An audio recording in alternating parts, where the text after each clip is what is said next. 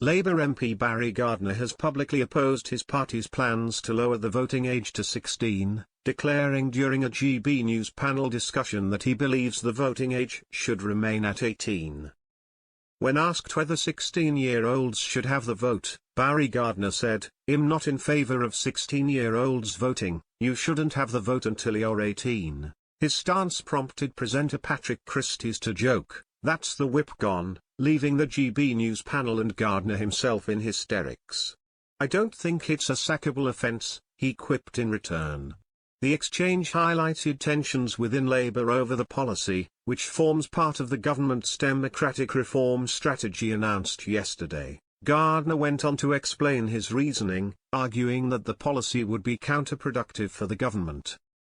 He continued, "I also think it's not a strategically good political move. Most young people want to rebel against authority. If you are the government, you are that authority.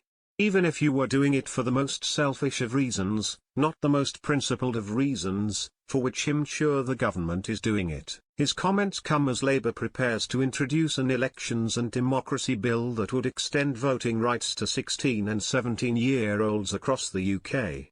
The policy, included in Labour's 2024 election manifesto, aims to bring England and Northern Ireland in line with Scotland and Wales, where 16-year-olds can already vote in devolved elections. The discussion also addressed concerns about electoral boundaries, with an audience member suggesting that redrawing constituencies could amount to gerrymandering in Labour's favour.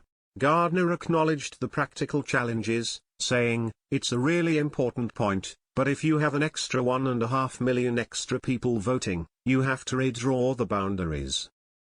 He explained that current regulations require significant changes to constituency maps when voter numbers shift substantially.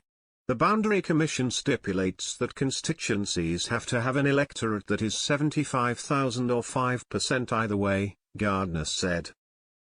"We've just had it. And if we have to admit all these new people onto the electoral register, we'll have to do it all over again." The government's plans for votes at 16 form part of a comprehensive democratic reform strategy outlined in a policy paper titled Restoring Trust in Our Democracy, published yesterday.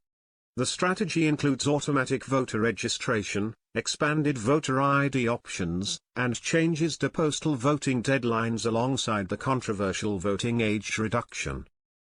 Critics have branded the move as gerrymandering in a school uniform, with some arguing it represents a cynical attempt to boost Labour's electoral prospects.